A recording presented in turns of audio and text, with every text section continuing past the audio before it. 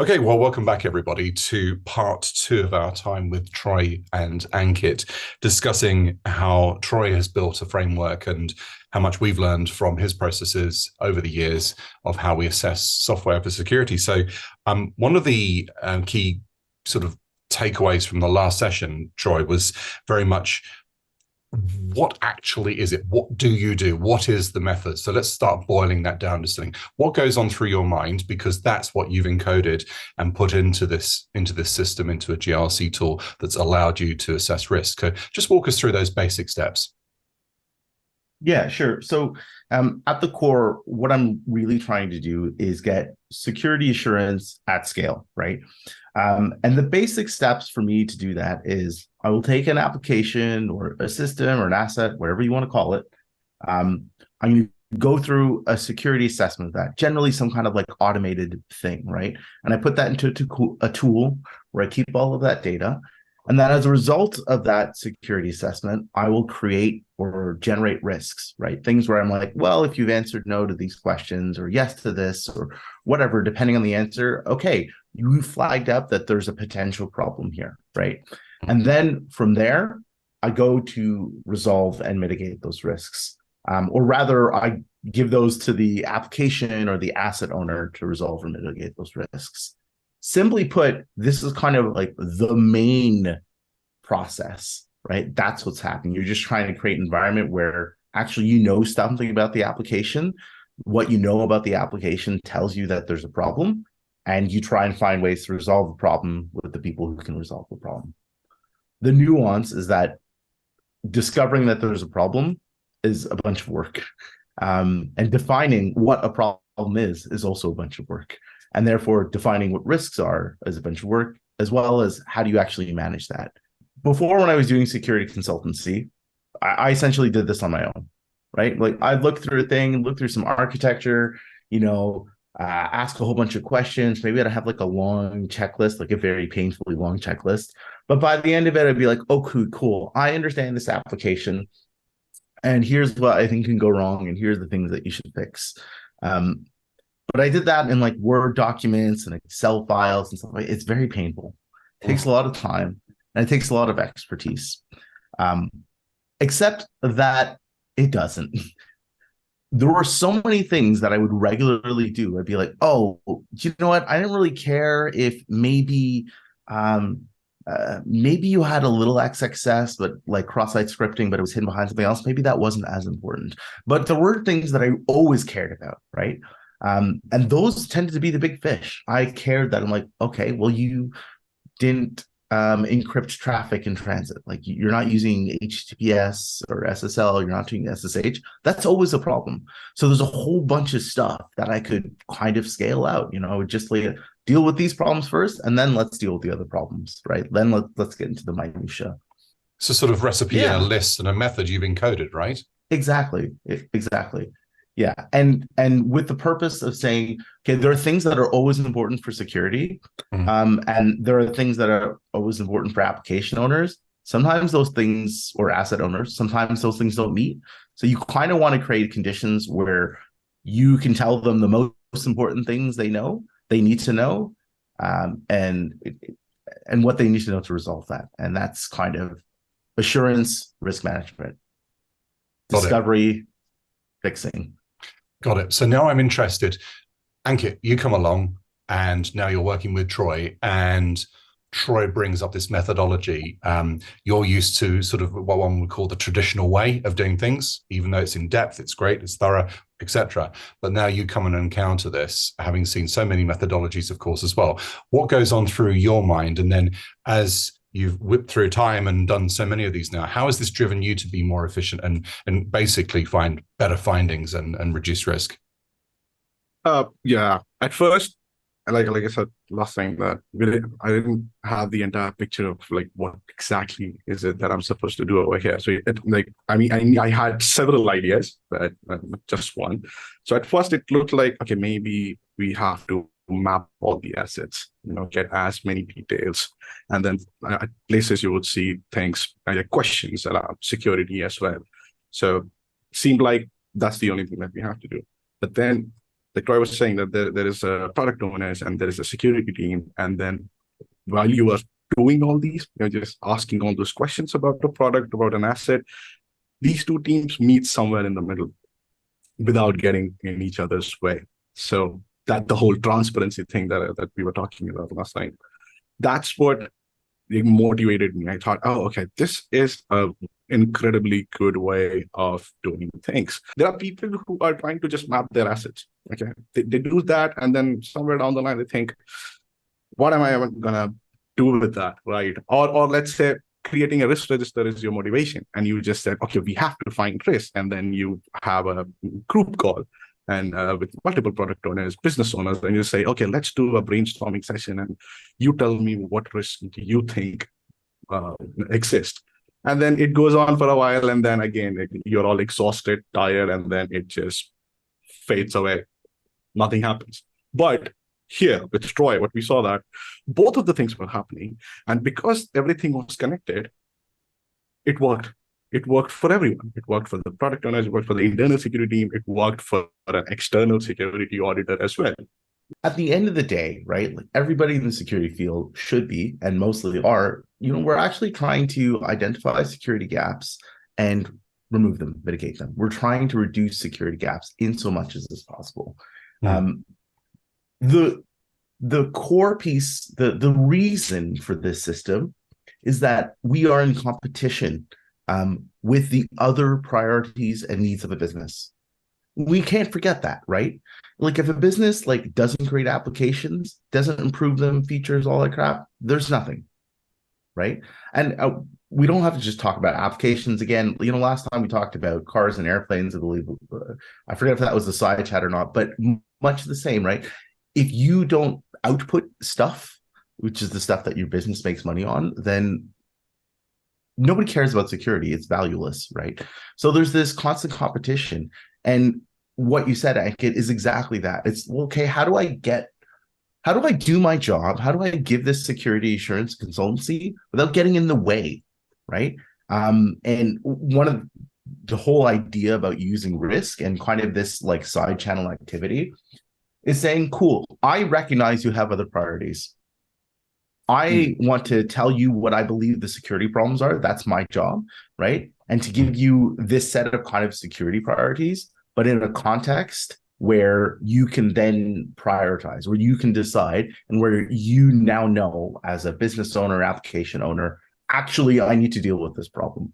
There's a whole bunch of stuff, and this is why it's difficult to unpack. There's a whole bunch of stuff that comes with that, which is like you need a risk management framework that actually collaborates across your whole business, that everybody's speaking the same language. But when you do that, it now kind of creates security as a side channel activity. And maybe this is what's different, because we're constantly like, yes, security, get in the chain, shift left. It's really hard. It's really hard to do that. And you can do that when it comes to stuff like code and almost to like automated testing. You can shift left. There's ways where you can integrate, but it's not always possible. And the really hard part, the threat modeling part, is so tough. People accidentally get in each other's way. Right. So when working with Troy, what happened and what was the most fun bit was that it was not so difficult to convince a product owner, somebody who's not supposed to, by design, do security. It was easy to communicate with them. So whenever the question came, like, okay, but why? I am super busy adding features and meeting the business requirements. Why do I need to do this? Then there were answers, which Troy said, like, it's a lot of work, which was already done. You go to the conference pages and every single thing is documented. Those are the extras. That's the stuff that you layer on top because you're doing something fundamental underneath, right? So Troy, tell us then, so you got the threat modeling. That's obviously a core component of the things that Ankit's identified here that stitched it together. How does that work and how does that sew it all together? When I started really down the security path, I didn't really hear about threat modeling. And eventually I heard about like Stride and Dread and all that. But by the time I heard about those things, I was already developing like a way to kind of think about them. And that came from my own background as building systems. Like before I got into security, I was like a full infrastructure engineer, mostly specialized in networking and firewalls. And from that, right, came this desire, right? Like, especially when I was designing like firewalls and bigger networks, the main thing was like, how do I keep people out? And that involved trying to think of, well, how is my network set up, right? It's very perimeter focused, but there was a lot of east-west stuff as well. How do I keep people out? But then how do I keep the people inside or the right jobs inside from talking to the wrong thing? Or what happens? There was what's the chain to get to, like, my active directory, right? And what I was essentially doing is starting to threat model my own castle, as it were. Because fundamentally, when I was, doing network security architecture or even network architecture, I wasn't officially thinking security. I wasn't thinking, oh, I must do all these things. There wasn't a checkbox. All I was trying to do is say, okay, I got some security gaps. I want to stop this kind of activity. To do that, I need to imagine the kind of activities that could occur, and then try to put some mitigations. And what has evolved over time about that, about trying to mitigate security risks or the security gaps, is just trying to think about that multidimensionally. So, a decade or plus ago, I would have thought about that basically just along the lines of firewalls. Like, what are the ports in and out? What are the connections? What are the networks? What kind of securities do I have there? Versus now, I think, okay, well, I think about that. And then I think about, encryption of the actual systems. I think about where data lives. I think about, Right. web vulnerabilities. That also feeds into what, oddly enough, like application owners care about and businesses care about, right? Because they're not really looking for a set of vulnerabilities to fix. They're not looking for, please give me a laundry list of problems. What they want to know is what will actually happen. What should I actually be afraid of? This is what security should be doing, right? We should be telling people this is what you should actually worry about. And this is the complicated thing. This is where the system is in place to try to, in the most efficient way, identify the things that you should actually worry about and deprioritize the things that you shouldn't actually worry about. I mean, for me, that's what security assurance is, right? You see it, we've all seen it, GRC teams that are taking feeds of all these tools and doing threat models and just basically stacking the issues up. What you've done is ask a different question, right? Which is, what's important to you, application owner? What scares you? What's real? How can I advise and get almost shield all the other stuff, right? Ankit, I know this is a big thing that you love, which is interactivity with the end owners of these systems. What leverage has that given you to help your client here? Just letting them talk about, like I was previously mentioning about documentation. These are some basic things, like so if you're building something and if you have mentioned all the individual components, what you're using, what secure libraries you added, so just get them to talk. Day one, I don't just go to them and say, okay, this is going to be a security 101. So let's just talk about, let's understand each other, where you are coming from, where I'm coming from. So it's super easy for them to give you an architecture diagram, right? Okay, this is what I know about my application. Well, okay, maybe you're not dealing with deployment. So do you know who can answer these questions about the whole deployment thing? Like, is there a firewall? Who takes care of the encryption? And do you know about encryption standards and all that? So yeah. So that was day one, and just letting them know that we are in this together. We're gonna do this together, like security being a shared responsibility, so they don't get burdened. And it has always been fun, because I have always gotten this feedback from the product owner saying that we should do this more often. Like, can we get on a call like every week or something like that? And then my response was, well, I heard you guys are always busy. Because getting on the first call was super difficult, because this is what we have created, right? And which made me super happy, because security teams and devs never get along, just criticizing each other's work. But over here, when I was witnessing it, experiencing it firsthand, it gave me an incredible sense of, pride that, oh, wow, this is different. I mean, nobody told me that this is supposed to be fun.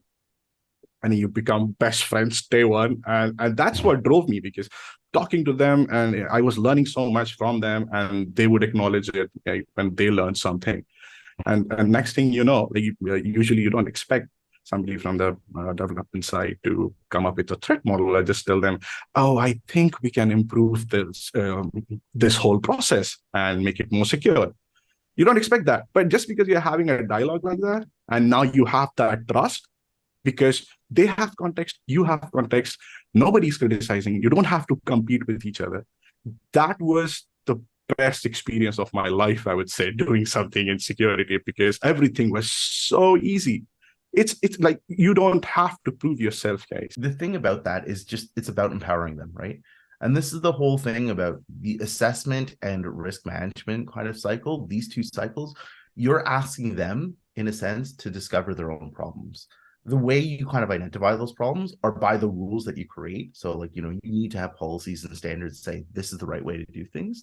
But essentially, you're giving them both ends of the power spectrum. You're saying, look, you've told me all of this information, which means by the standards that we have, these are problems that you have, right? And unless there's something huge and glaring, you are trying to make that efficient. Say, okay, cool. Do you want my help to resolve these? Like, what do you want to do? This is your application, right? And that's a really, as a business owner, I think that's a powerful thing to do. I have my own applications in my business, and those applications have risks. I say it all the time. I eat my own dog as well, so okay, cool. I will do it too. But within that context, I'm like, okay, but these are acceptable. I have many, many priorities like anybody else. So, like, I will fix this and then fix that and then, proceed. When you have that agency, you're a happier person. People who don't have agency are not very happy. It's very frustrating. So making sure that security is not taking away agency is kind of is key.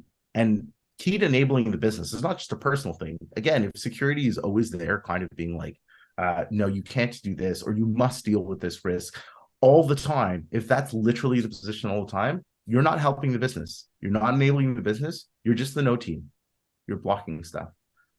When you're not the no team, when you're there alongside people to help them discover and then deal with things in a pace that works for them, that's when you get good security working with the business. Troy, just to sort of quote what you said to us, you played it back, which was an extension of capability, which I thought was really cool. That's an upgrade to an extension of team. I'll say we'll call time now, but Ankit, Troy, always fascinating. I look forward to session 3. Thank you.